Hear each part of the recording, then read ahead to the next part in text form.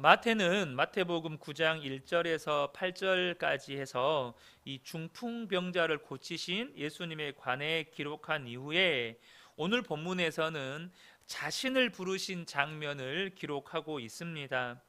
이렇게 중풍병자를 고치신 사건과 자신을 부르신 사건을 이렇게 이어서 기록한 것은, 여러분, 예수님께서 중풍병자를 고치실 때 뭐라고 말씀하시면서 고치셨습니까?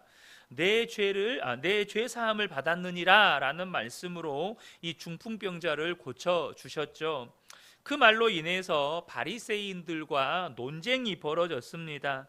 사실 우리가 지난주에 나누었던 이 마태복음 9장 1절에서 8절의 말씀은 예수님께 그 죄사함의 권세가 있음을 보여주는 장면인데, 이것으로 인해서 바리새인들과 이렇게 논쟁이 벌어졌죠.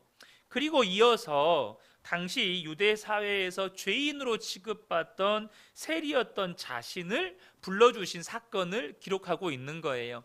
예수님께 죄사함의 권세가 있다는 것을 기록하고, 당시 유대 사회에서 죄인으로 취급받던 자신을 불러주신 장면을 기록하고 있는 것은, 지금 마태가 의도를 가지고 본문의 사건을 기록했다는 것을 알 수 있죠. 죄인으로 취급받던 자신을 불러주셔서 정말로 영광스러운 예수님의 제자로 살게 하신 그 사건을 이 마태가 의도적으로 기록을 하고 있는 것이에요. 그 부분에 대해서는 조금 이따가 더 말씀을 나누도록 하겠습니다. 마태는 그 지역의 세리로서 로마를 위해서 일하는 유대인이었습니다. 이 마태라고 하는 이 이름은 마가복음과 누가복음에서는 레위로 기록이 되어 있는데요. 이는 당시 이스라엘이 로마의 지배를 받고 있었기 때문에 대부분의 사람들이 유대의 이름과 로마의 이름, 그리고 또 헬라식 이름, 이렇게 두세 가지의 이름을 가지고 있었기 때문입니다. 그러니까 레위는 유대식의 이름이고 이 마태는 로마식의 이름입니다. 세리들은 자신들이 거두어 들이는 세금에서 수수료를 떼어서 자신의 어떤 그 수입으로 수입을 얻었습니다. 그런데 세리들이 더 많은 수입을 얻고 싶으니까 어떻게 했겠습니까? 대부분의 세리들이 과도한 세금을 부과해서 더 막대한 이득을 취하는 거죠. 그래서 유대인들은 이 세리들을 증오했는데, 이는 세리들이 로마를 지지할 뿐만 아니라 유대인들이 부정하다고 여기는 이방인들과 늘상 접촉했기 때문입니다. 그러니까 유대인들에게 입장에서는 배신자로 낙인 찍혀 있는 부류의 사람들이 이 세리들인 것이죠. 그래서 세리의 직책을 받아들인 유대인은 가족과 친구들을 수치스럽게 했다고 해서 회당에서 쫓겨났습니다. 그러니까 세리들은 회당에 들어갈 수가 없었어요. 보통 세관은 높은 좌대나 벤치였습니다.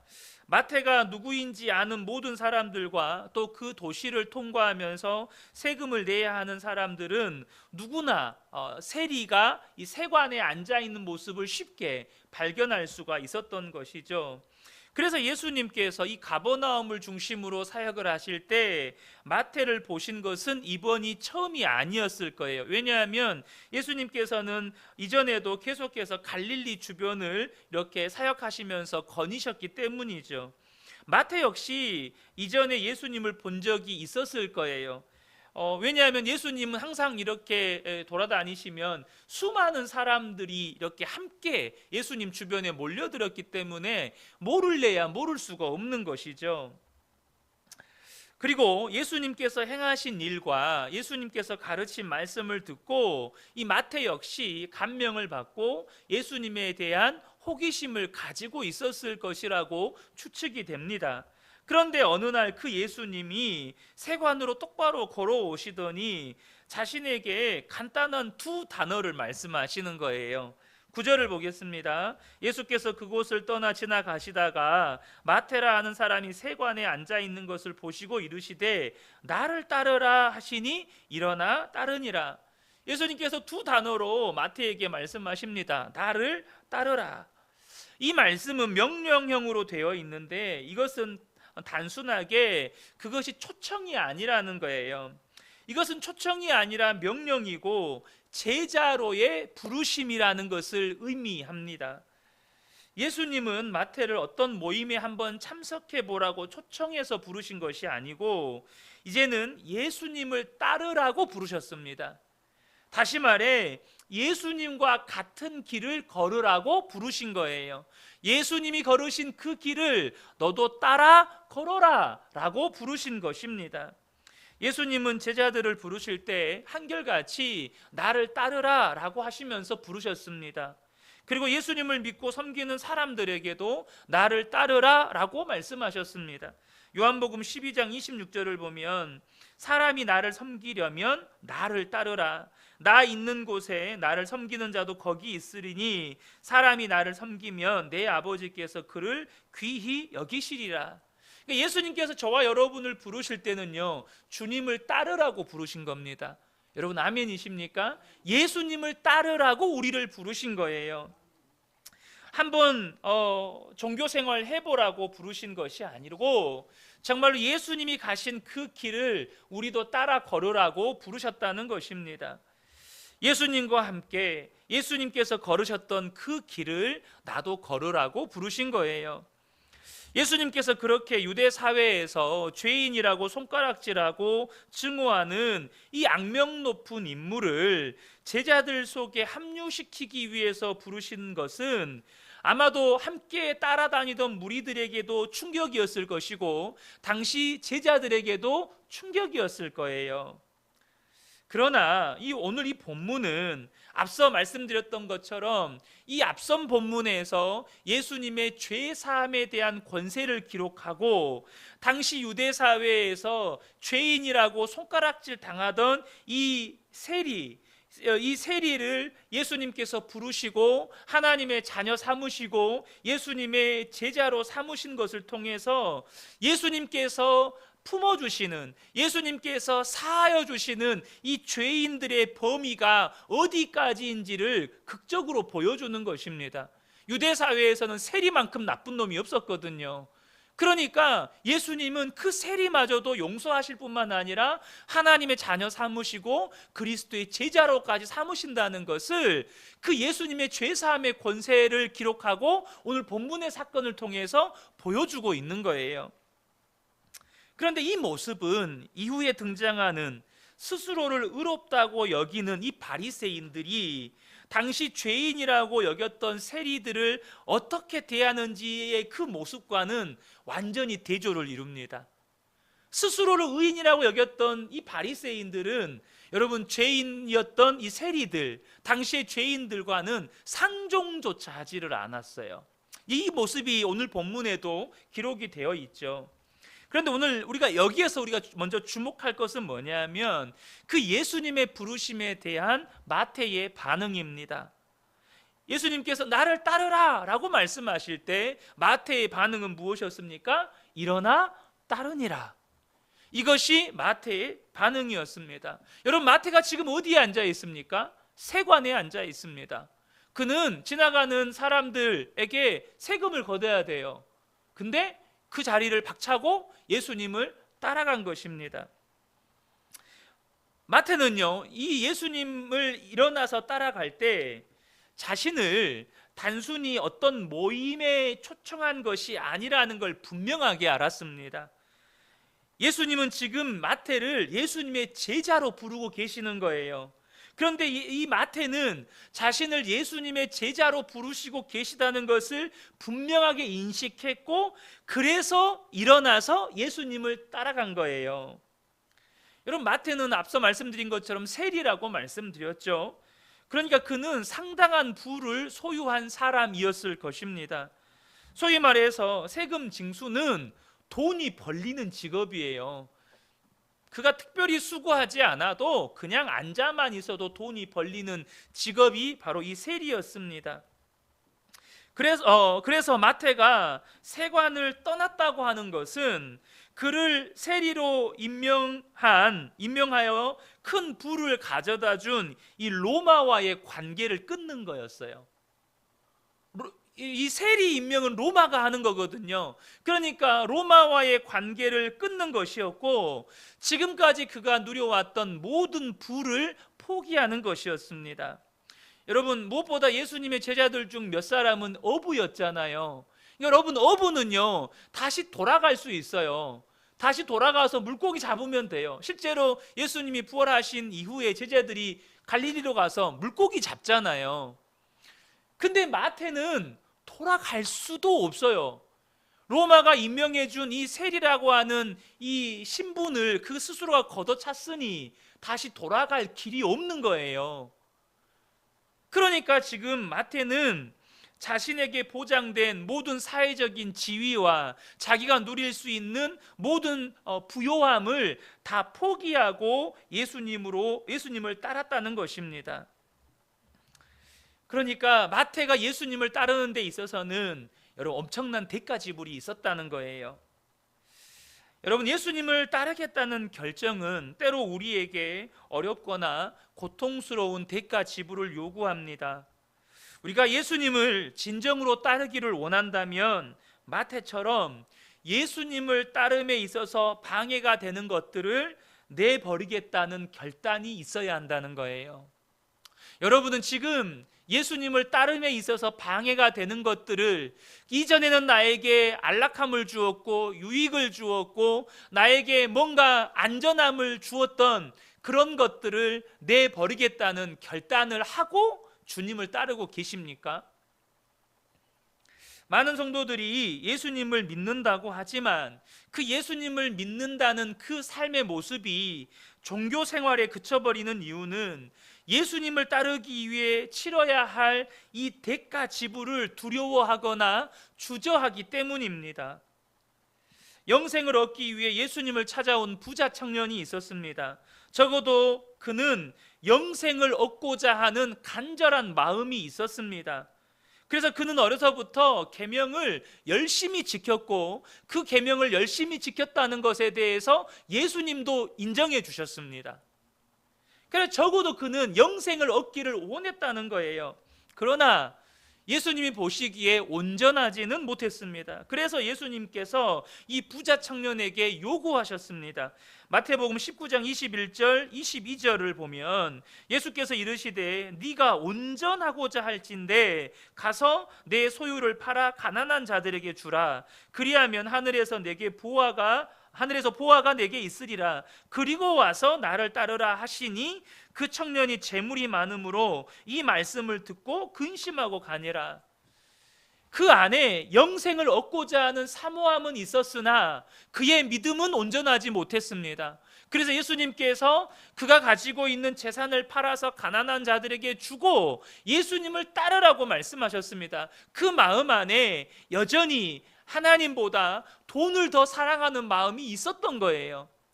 그래서 그것을 내려놓고 예수님을 따르라고 하셨어요. 그런데 이 청년이 여전히 재물을 사랑하는 마음을 포기하지 못해서 근심하고 돌아가 버렸습니다. 이에 대해서 예수님께서 23절에 뭐라고 말씀하시냐면 예수께서 제자들에게 이르시되 내가 진실로 너희에게 이르노니 부자는 천국에 들어가기가 어려우니라. 여기서 여러분 이 본문의 말씀이요 우리에게 가르쳐주는 것이 하나가 있습니다. 뭐냐면 영생을 얻는 믿음과 예수님을 따르는 믿음을 예수님은 동일시하고 계시다는 것입니다. 영생 얻는 믿음, 예수님을 따르는 믿음이 다른 믿음이 아니고 같은 믿음이라는 거예요.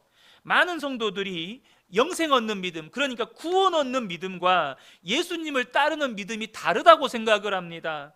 예수님을 따르는 믿음은 이 영생 얻는 믿음, 구원 얻는 믿음보다 더 한 차원 수준이 높은 믿음이라고 생각을 해요. 그래서 내가 예수님을 따른다고는 못하지만 교회도 다니고 예수님도 믿고 있으니까 구원받고 천국 가겠지, 이렇게 생각하면서 안심을 합니다. 여러분 어떤가요?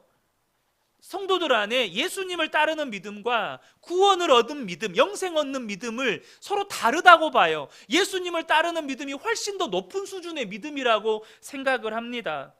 그러나 여러분, 예수님께서 부자 청년을 향해서 뭐라고 말씀하셨습니까? 부자는 천국에 들어가기가 어려우니라. 근데 이 부자 청년이 뭘 했기 때문에 천국에 들어가기 어렵다고 했습니까? 예수님 안 믿으니까 천국에 들어가기 어렵다고 했습니까? 그게 아닙니다. 예수님을 따르지 않으니까 천국에 들어갈 수 없다고 말씀하신 겁니다. 그러니까 이 말은 무슨 말이에요? 구원 얻는 믿음, 영생을 얻는 믿음과 여러분 예수님을 따르는 믿음이 다른 믿음이 아니라는 거예요. 똑같은 믿음이라는 것입니다. 계시록에도 여러분 지금 천국에 들어가는 사람이 어떤 사람인지를 분명히 말씀하십니다. 계시록 14장 4절에 보면 이 사람들은 여자와 더불어 더럽히지 아니하고 순결한 자라 어린 양이 어디로 인도하든지 따라가는 자며 라고 말씀합니다. 그러니까 계시록 14장에 나오는 영원한 하나님 나라에서 영원한 찬양을 부르게 될 그 구원받은 백성은 어떤 사람들이냐면 어린 양이 어디로 인도하든지 따라가는 사람이었다는 거예요. 그냥 나는 예수 믿고 교회 다니는 사람, 이게 아니라는 것입니다. 여러분, 돈을 사랑하는 것 때문에 예수님을 따르는 것을 포기해버린 부자 청년은 천국에 들어가지 못했습니다. 다시 말해 대가 지불이 없는 사람, 예수님을 따르지 않는 사람은 천국 못 간다는 이야기입니다. 왜냐하면 이 대가 지불이 없는 믿음, 예수님을 따르지 않는 믿음은 예수님이 말씀하시는 구원 얻을 만한 온전한 믿음이 아니에요. 천국에 들어간 백성들은 어린 양이 어디로 인도하든지 따라가는 사람이었다고 분명하게 말씀합니다.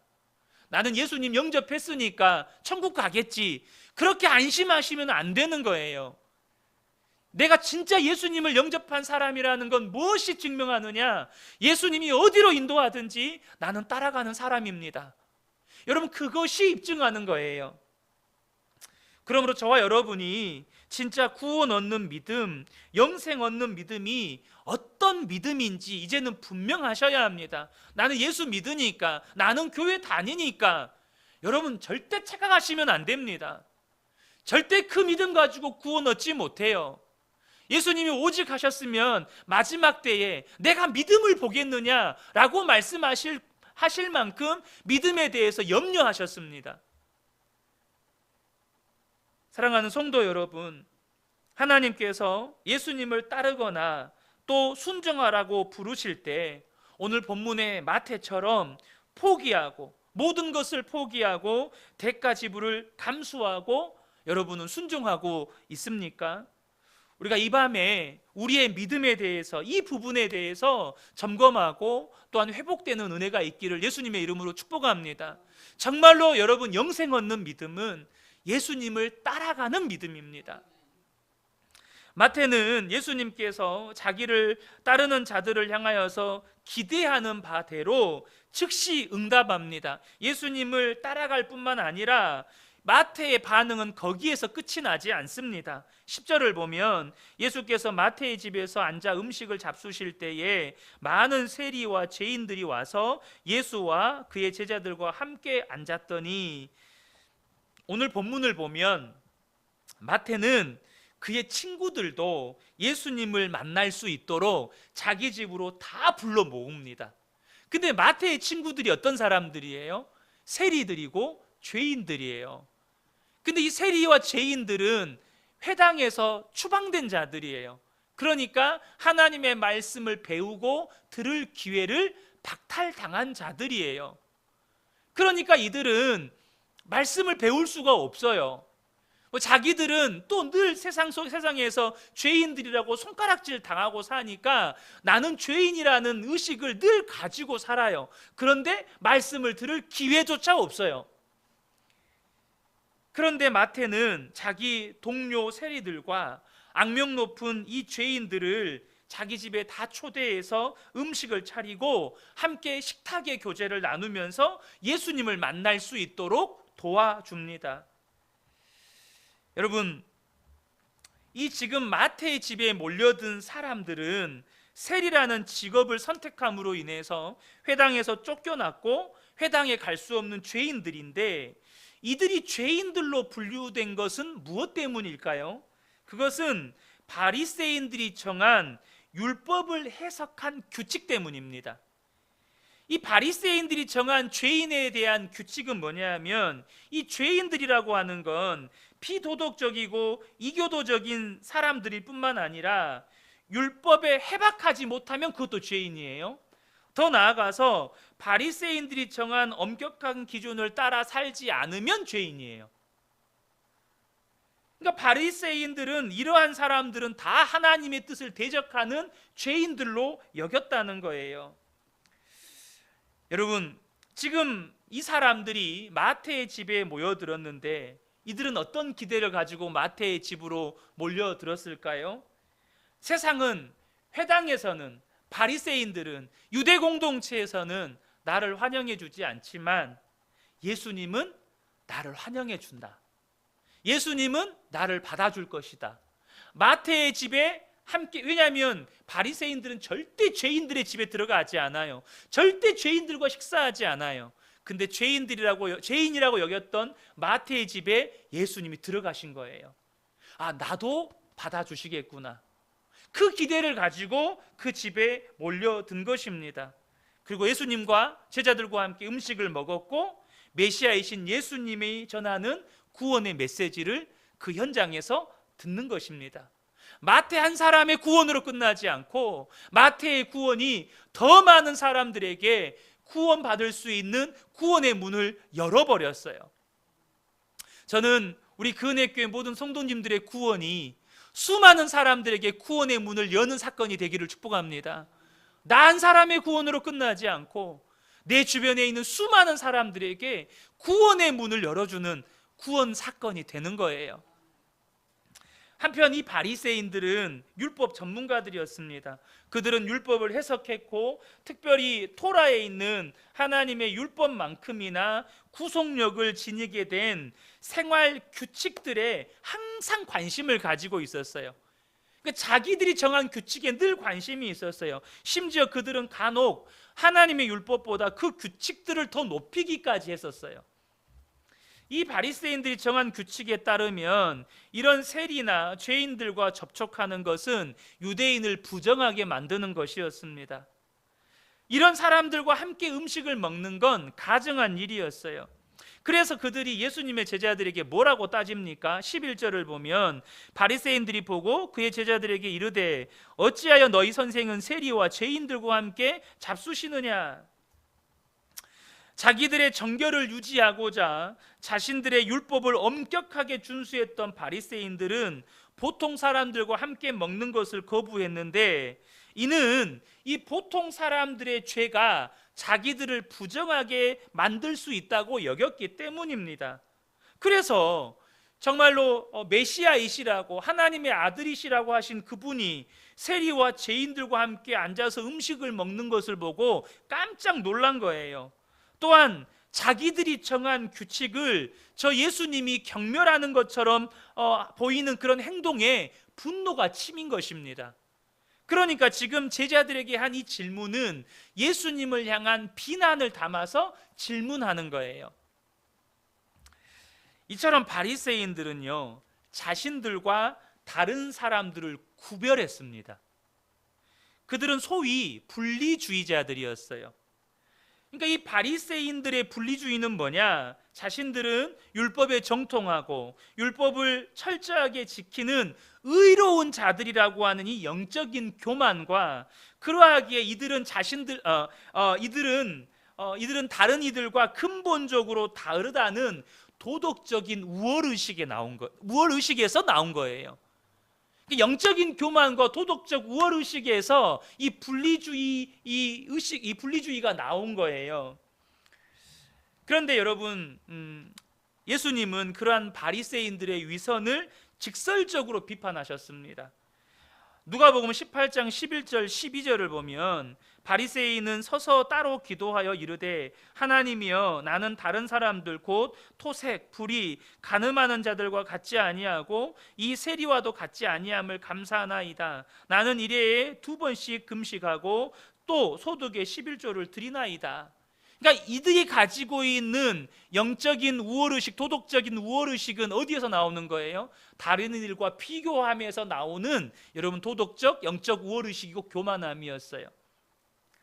그런데 예수님께서 이들의 이 위선을 비판하시면서 따끔하게 무서운 말씀을 하시는데 14절을 보면 내가 너희에게 이르노니 이제 저 바리새인이 아니고 이 사람이 의롭다 하심을 받고 그의 집으로 내려갔느니라. 무릇 자기를 높이는 자는 낮아지고 자기를 낮추는 자는 높아지리라 하시니라. 누가 의롭다고요? 세리가 의롭다는 거예요. 오히려 나는 죄인이로소이다, 나를 불쌍히 여겨 주옵소서. 당시 유대 공동체에서 죄인이라고 손가락질 받았던 그 세리가 하나님 앞에 긍휼을 구하고 죄 사함을 구하는 그 세리가 의롭고 이 바리새인은 의롭다 하심을 받지 못했다고 하나님은, 예수님께서는 직설적으로 말씀하십니다. 여러분, 예수님의 제자인 우리는 분리주의자여야 합니다. 그런데 이 바리새인들의 분리주의가 아니라 세상과 구별됨으로써 세상의 복음의 가치와 하나님의 사랑을 보여주어야 한다는 의미에서 분리주의자여야 한다는 거예요. 우리는요, 진정한 그리스도인들은 여러분 예수님을 닮은 구별된 생활 방식으로 부르심을 받았습니다. 여러분, 저와 여러분은 단순히 그리스도의 제자된 신분으로만 부르심을 받은 게 아니에요. 그리스도의 제자된 삶으로의 부르심을 받은 것입니다. 세상과 다른 구별된 삶으로의 부르심을 받은 거예요. 그래서 우리는 결코 세상과 혼합되어서는 안 됩니다. 세상의 나쁜 습관들, 예를 들어서 흡연이나 음주나 도박이나 향락이나 세상 풍속들을 따라가서는 안 된다는 거예요. 교회 안에 세상의 가치나 세상의 방식들이 들어와서도 안 됩니다. 오직 성도는 세상과 구별된 거룩한 방식, 예수님을 따르는 믿음으로 선택하고 결정하고 행동해야 한다는 거예요. 또한 세상의 수많은 종교들과도 여러분 우리는 결코 혼합되어서는 안 됩니다. 그런 의미에서 여러분 우리는 분리주의자여야 해요. 그런데 분리되지 말아야 할 것과 분리되는 경우가 있어요. 이게 문제예요. 바리새인들의 문제가 바로 그것입니다. 분리되지 말아야 할 것과 철저하게 분리하면서 나는 저들보다 우월해, 나는 저들보다 더 의로워, 나는 저들보다 하나님의 사랑받는 자야, 저들은 구원받지 못했어, 오직 우리만 구원받았어. 분리되지 말아야 할 것들과 자신을 분리하면서 영적 교만과 도덕적 우월의식에 빠져있는 위선자로 살아갔다는 것입니다. 그러면 우리가 분리되지 말아야 할 것이 뭐가 있습니까? 먼저는 믿지 않는 자들과 분리하는 거예요. 이 말을 오해하시면 안 되는데, 우리가요 믿지 않는 자들과 교제하는 것 자체를 거부하거나 우리가 선호하는 방식, 그러니까 소위 교회 문화 안에 들어오지 않는 사람들과 교제하기를 거부하는 것, 이런 분리가 있어서는 안 된다는 거예요. 마태가 예수님을 따르기로 결정한 다음에 한 행동이 뭐였습니까? 회당에서 쫓겨나서 말씀을 들을 기회를 잃어버린 세리와 죄인들을 자기 집에 초대해서 그들과 교제하고 예수님의 가르침을 듣게 하는 것이었습니다. 바리새인들의 가치관으로 따지면 절대 그들과 교제하면 안 돼요. 근데 마태는 그들을 자기 집으로 초대했고 음식을 나눴고 예수님을 통해서 복음을 듣도록 그렇게 예수님의 말씀에 순종했다는 것이죠. 여러분, 술을 먹지 않더라도 친구와 함께 술집에 앉아 있거나 혹은 직원 회식 자리에 앉아 있을 수 있어요. 세상에 비친 성도가, 세상 사람들은 술 먹는 그 자리에서 세상 사람들과는 다른 사고방식, 세상 사람들과는 다른 언어, 세상 사람들과는 다른 가치관, 세상 사람들과는 다른 꿈을 가지고, 그래서 세상 사람들과는 전혀 다른 언어, 말을 하며 그들과 함께 있을 때 여러분 그 자체로 비칩니다. 그 자체로 그리스도의 빛을 드러내는 거예요. 그리고 하나님은 반드시 복음을 전할 기회를 주십니다. 하나님 반드시 복음을 전할 기회를 주세요. 그리고 누군가는 구원의 메시지를 받아들이게 됩니다. 죄인이라고 손가락질을 받았던 마태가 그리스도의 제자가 된 것처럼 복음은 어떤 사람도 변화시킬 수 있기 때문입니다. 또 하나 분리되지 말아야 할 것은 믿는 성도들 안에서 너와 나를 분리하는 것입니다. 사람은 누구나 바리새인들과 같은 죄의 본성을 가지고 있어요. 누군가와 자신을 비교하면서 그 사람보다 내가 더 낫다고 여기는 영적인 교만과 도덕적인 우월 의식을 본성적으로 가지고 있습니다. 물론 정도의 차이는 있을 수 있죠. 근데 그 정도의 차이라는 것이 사람의 어떤 기질이나 성향에 따라서 대놓고 드러내는 사람이 있는가 하면 속으로만 가지고 있다가 조금씩 드러나게 되느냐의 차이가 있을 뿐이에요. 대놓고 드러내는 사람, 그냥 의도치 않게 삐져나오는 사람, 그런 사람이 있을 뿐입니다. 실제로 1950년대 미국 일부 백인 교회에서는 흑인 교회 지도자들, 그러니까 흑인 목사님들이 등장했을 때 그분들과 교제하는 걸 거부했습니다. 그리고 그분들과 교제하는 빌리 그레이엄 목사님과 교제하는 것도 거부했습니다. 흑인 목사는 우리보다 열등하다. 이것이 일부 백인 교회 안에 그런 의식들이 있었다는 거예요. 이런 극단적인 사례들도 있지만 여러분 내면에는 어떻습니까?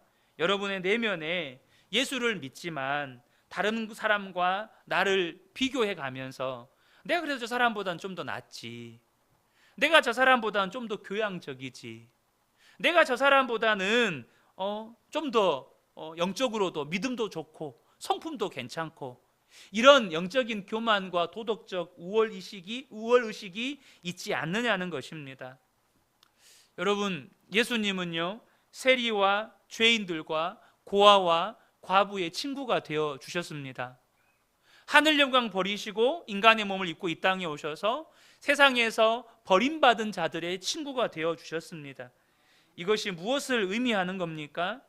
예수님을 머리로 섬기는 교회 안에 세상이나 다른 종교나 혹은 이단과의 구별됨은 있을 수 있어도 예수를 믿는 우리끼리 너와 나의 구분은, 너와 나의 분리됨은 있을 수 없다는 것입니다. 내가 더 낫다, 내가 믿음도 낫고 성품도 낫고 사회적 지위도 낫고 내가 더 훨씬 더 낫지. 여러분, 이것이 바리새인들이 가지고 있었던 영적인 교만이었고 도덕적 우월의식이었고, 예수님은 그것을 향해서 위선자라고 책망하셨습니다. 그리고 의롭지 못하다고 책망하셨습니다. 그러한 바리새인들의 비난에 대해서 예수님께서 대답하십니다. 12절과 13절을 보면 예수께서 들으시고 이르시되 건강한 자에게는 의사가 쓸데없고 병든 자에게라야 쓸데있느니라. 너희는 가서 내가 긍휼을 원하고 제사를 원하지 아니하노라 하신 뜻이 무엇인지 배우라. 나는 의인을 부르러 온 것이 아니요 죄인을 부르러 왔노라 하시니라. 이 12절의 말씀은 건강한 자와 병든 자에 대한 속담을 인용한 말씀입니다. 건강한 사람들은 의원을 찾지 않아요. 반대로 의원 대기실에는 병든 자들로 가득 차 있죠. 이 병든 자들은 자신들이 병의 고침을 받아야 한다는 것을 인정하고 자신들을 건강하게 해줄 수 있는 의사에게 온 것입니다. 죄인들은 자신들이 죄인들이라는 거 알고 자신을 의롭게 해줄 수 있는 예수님께 온 거예요. 그리고 의사는 병자들이 건강해지도록 돕는 것처럼 예수님은 죄인들이 의인 되도록 만들어주시는 거예요. 그렇게 말씀하신 다음에 예수님은 자기 의에 빠진 바리새인들에게 13절에 뭐라고 말씀하셨냐면 내가 긍휼을 원하고 제사를 원하지 아니하노라 하신 뜻이 무엇인지 배우라 라고 말씀하셨습니다. 이것은 당시 랍비들이 학생들에게 했던 말을 또 인용한 것인데요, 학생들이 랍비의 가르침을 잘 이해하지 못하고 깨닫지 못하면 너 가서 배워라, 내가 오늘 가르쳤던 이 말씀 가서 다시 배워와라. 이렇게 랍비들이 학생들에게 했던 말을 예수님이 인용하신 것인데, 이것은 호세아 6장 6절의 말씀을 인용하신 말씀을 지금 이 랍비들에게 바리새인들에게 말한 것입니다.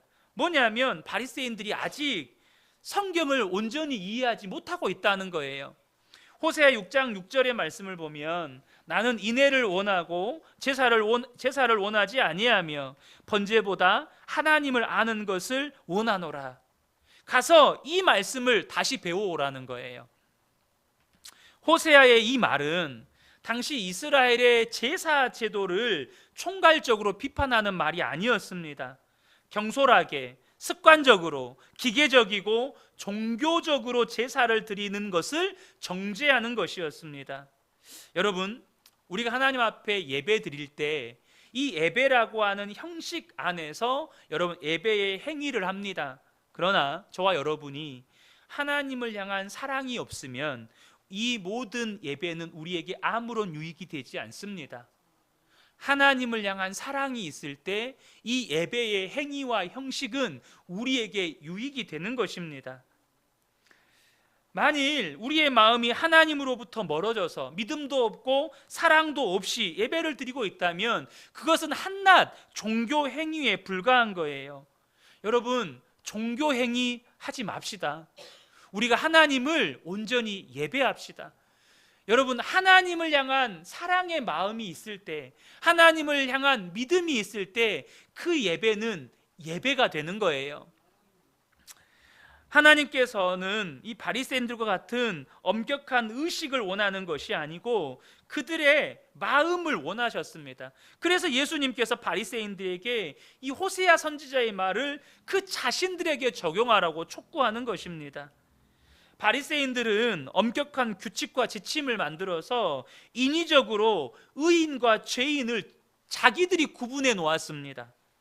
그 결과 사람들을 인도하고 가르쳐야 할 이 종교 지도자들이 영적인 교만과 도덕적인 우월의식에 빠져가지고 자신은 더 의롭고 거룩한 사람으로 자신들을 분리해 놨어요. 그런데 여러분, 그것의 결과가 무엇인지 아십니까? 예수님께서 이 바리새인들을 향해서 얼마나 호되게 꾸짖으시는지 마태복음 23장 13절과 15절을 보면, 화 있을진저 외식하는 서기관들과 바리새인들이여, 너희는 천국 문을 사람들 앞에서 닫고 너희도 들어가지 않고 들어가려 하는 자도 들어가지 못하게 하는도다. 화 있을진저 외식하는 서기관들과 바리새인들이여, 너희는 교인 한 사람을 얻기 위하여 바다와 육지를 두루 다니다가 생기면 너희보다 배나 더 지옥 자식이 되게 하는도다. 여러분, 이 바리새인들이요, 엄격한 규칙과 지침들을 만들어서 자기들이 인위적으로 의인과 죄인을 만들어 놓고 자신들은 더 의롭고 거룩한 사람이라고 분리시켜 놨어요. 그랬더니 그 결과가 뭐예요? 자기들만 천국에 못 가는 게 아니라 천국 문을 가로막고 서가지고 더 많은 사람들, 자기들의 가르침을 따르는 그 수많은 사람들도 천국 못 가도록 그렇게 만들었다는 겁니다. 이게 얼마나 무서운 말입니까? 하나님을 사랑하는 마음이 없는 이 종교적인 열심은 자기만 지옥 가게 하는 게 아니고 주변 사람들까지 지옥 가게 만든다는 거예요. 하나님을 향한 믿음과 하나님을 향한 사랑이 없는 종교적인 열심이 얼마나 무서운 결과를 초래하는지 저와 여러분이 아셔야 한다는 것입니다. 바리새인들은 하나님을 사랑하는 마음도 없었을 뿐만 아니라 사람들에게 다가갈 때 사람들을 사랑하는 마음도 없었습니다. 호세아 선지자를 통해서 주님은 분명히 말씀하십니다. 나는 인애를 원하고 제사를 원하지 아니하며 번제보다 하나님을 아는 것을 원하노라. 하나님께서 저와 여러분에게 원하시는 것은 이 예배에 나올 때 열심히 예배드리는 거 아니에요. 열심히 예배의 행위를 하는 게 아닙니다. 하나님을 사랑하는 마음, 하나님을 아는 믿음, 그것을 원하시는 거예요.